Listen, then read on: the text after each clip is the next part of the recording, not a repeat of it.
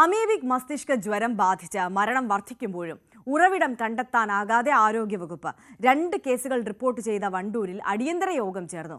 പൊതുജലാശയങ്ങളും വിദ്യാലയങ്ങളിലെ കിണറുകളും ശുചീകരിക്കാനും തീരുമാനിച്ചു. വണ്ടൂർ മണ്ഡലത്തിൽ അമീബിക് മസ്തിഷ്ക ജ്വരം ബാധിച്ച 2 കേസുകൾ റിപ്പോർട്ട് ചെയ്യുകയും ഒരു മരണം സംഭവിക്കുകയും ചെയ്തിട്ടും ഉറവിടം കണ്ടെത്താനായിട്ടില്ല. ഈ സാഹചര്യത്തിലാണ് വണ്ടൂർ താലൂക്ക് ആശുപത്രിയിൽ AP അനിൽകുമാർ MLA യുടെ നേതൃത്വത്തിൽ അടിയന്തര യോഗം ചേർന്നത്. മണ്ഡലത്തിലെ പൊതുജലാശയങ്ങളും വിദ്യാലയങ്ങളിലെ കിണറുകളും ശുചീകരിക്കാൻ യോഗം തീരുമാനിച്ചു.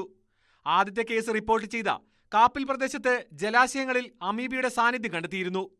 രണ്ടാമത്തെ കേസിൽ സാമ്പിളുകൾ പരിശോധനയ്ക്ക് അയച്ചിട്ടുണ്ട്. ഇക്കാര്യങ്ങൾ അവലോകനം ചെയ്യുന്നതിനായാണ് യോഗം ചേർന്നത്. ഓരോ ജീവിതം നഷ്ടപ്പെടുമ്പോഴും ഉണ്ടാകുന്ന പ്രയാസങ്ങൾ, കുടുംബത്തിന്റെ പ്രയാസങ്ങൾ വളരെ വലുതാണ്. അതുകൊണ്ട് തന്നെ ഇത്തരം കാര്യങ്ങൾ ഗൗരവതരമായ ഇടപെടലുകൾ ഉണ്ടാവണം എന്നുള്ളതാണ് പ്രധാനപ്പെട്ട കാര്യം. DMO അതിനകത്ത് വളരെ ശുദ്ധമായ രീതിയിൽ തന്നെ മീറ്റിംഗ് എടുക്കുവാനും ഇവിടെ വരുവാനും താല്പര്യം കാണിച്ചത് ഞാൻ പ്രത്യേകം അഭിനന്ദിക്കുകയാണ്.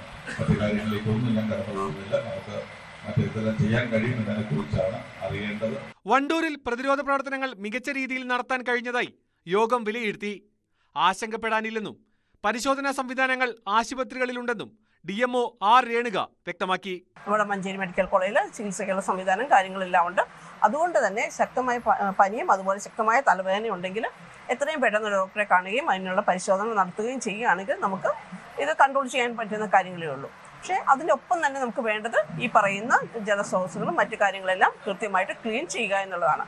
അവിടെയാണ് നമ്മൾ പൊതുജനങ്ങളും മറ്റുള്ളവരും ശ്രദ്ധിക്കേണ്ട ഒരു കാര്യം. ചികിത്സാ സംവിധാനങ്ങൾ നമുക്കുണ്ട്.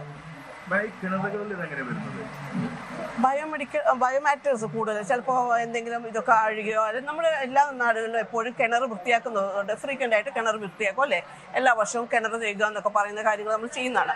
ഇത് കൃത്യമായിട്ട് ചെയ്യും. കഴിഞ്ഞ ആഗസ്റ്റ് 22-നാണ് വണ്ടൂർ കാപ്പിൽ സ്വദേശിനിക്ക് അമീബിക് മസ്തിഷ്ക ജ്വരം സ്ഥിരീകരിക്കുന്നത്.